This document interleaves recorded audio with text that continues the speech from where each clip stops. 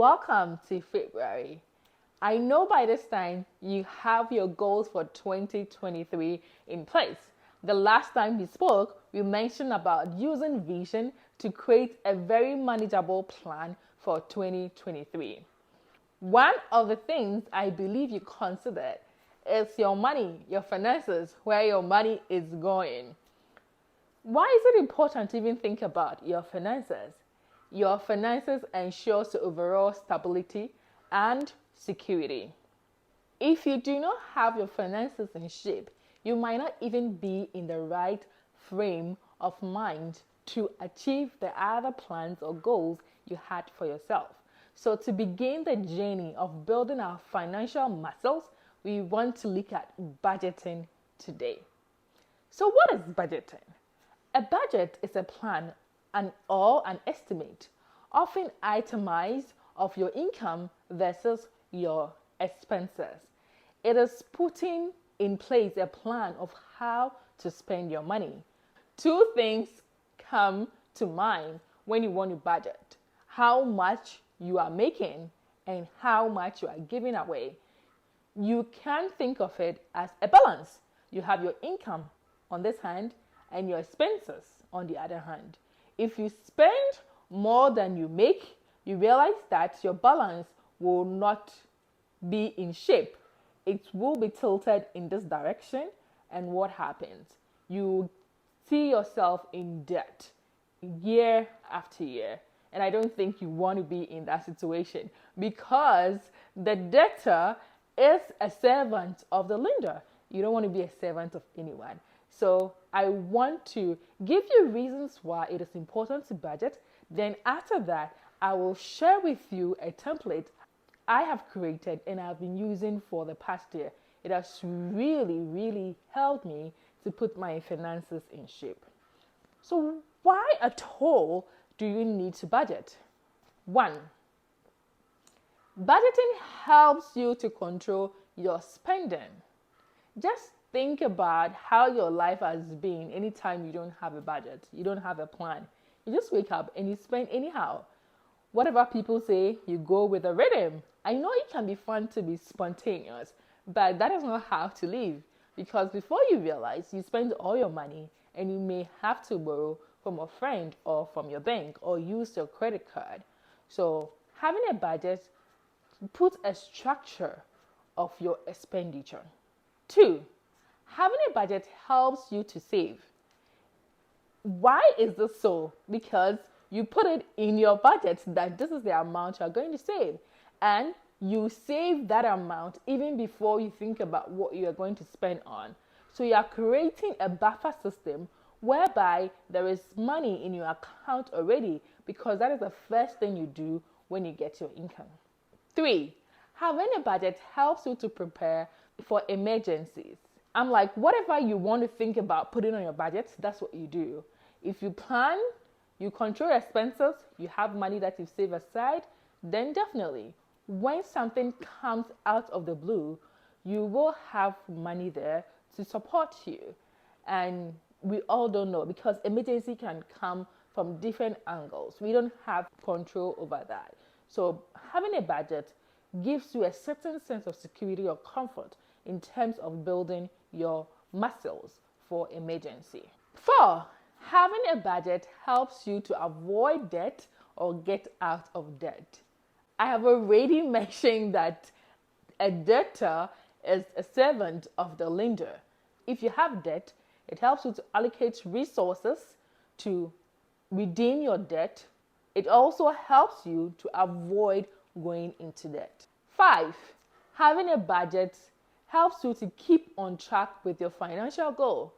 As I mentioned, I don't know what you have set for yourself for 2023, but if you want to stay on course, you definitely need to get a budget, and that can help you stay on course with your financial goal. And the last one, having a budget helps you to avoid being overwhelmed with money matters. I know for people, especially people who are married, some of them don't do anything with money at all. It's their partner that does everything regarding their money, their bills, and everything. But if the two of you are involved in creating a budget, you get to understand how things work. And with that, you always not be overwhelmed with issues or talks about money. It is very important to understand how money works, how you can make your money work for you instead of always being stressed about it. I know these are the few reasons I have mentioned. There are definitely more. But with this in mind, I'll head over to my laptop, open my template, and show you what I do in budgeting. Let's go there. Welcome back. I just hopped onto my laptop and I'm going to go over my template with you. I have named this template as Financial Freedom Budget as a way of speaking into our future that we're going to have financial independence. Let's look into the details of this template. There are two main things to consider when you are budgeting. That is your income and your expenses.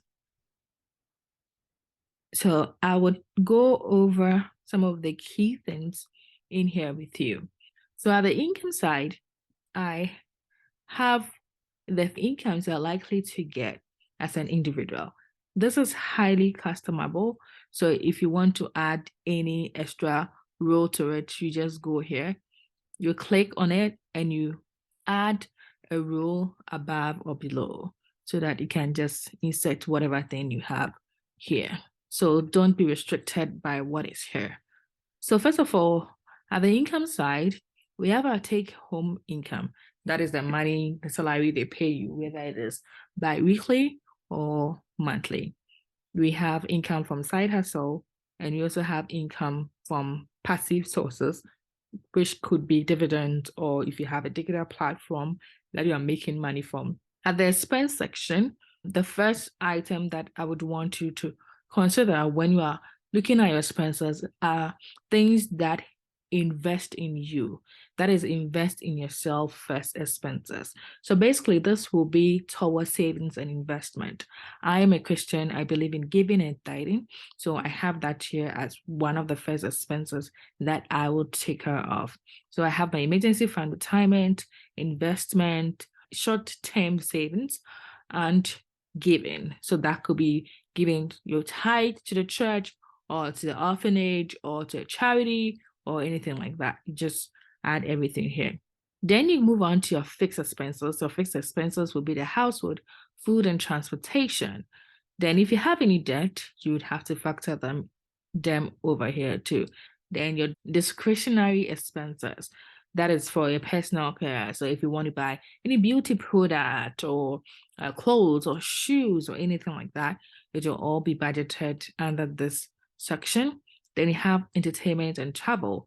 So that is for any activity that you want to do. If you are planning a vacation a year, you have to budget it and plan it and save towards that. And the last will be others. That is miscellaneous. You may never know what may come up.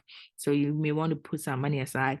If you're an immigrant like me, then you would have to remit to your parent or your siblings back home, but then it should be based on your income, right? So I put it in that if you don't need anything, you can just go ahead and delete it, right? It is that easy to do. Then over here, we look at how all of these compare. So let's go back to what is on top. So let's assume that your take-home income is $3,000 and you have a side hustle that pays $500. And from your dividend or digital or investment sources, you have $200. So you can see over here that as and when you add to this, the total is summed up for you. If you go down here, you find the total from the total income also down here. Because I've not put any expense here, the spare income is still 3,700. From here, we come to invest in ourselves first. So if you believe in tithing, maybe you're going to take 10% to give out. And you look at your investment, you look at your retirement, maybe you want to put 100 in each of these. This is just an example that we are trying to make. So already you have spent $770 just in investing in yourself. If you want to see the amount that is left, you just come down here and you realize that your spare income is now left with 2,930. From there, you move on to your household income. So probably your housing is 500, your insurance is 50, you put 50 down for maintenance and you fill this up, right?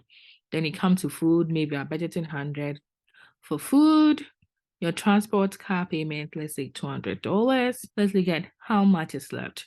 So you keep looking at how much is left as you continue to put into your expenses. As of now, we have 2,030 left. So it will be very different as you move along. So if you have any debt service or whatsoever to make, you can make $200 towards that. This is just an example. So I'm just going to put $200 over here so that we can move on for entertainment and travels. And let's say remittance too, we have that.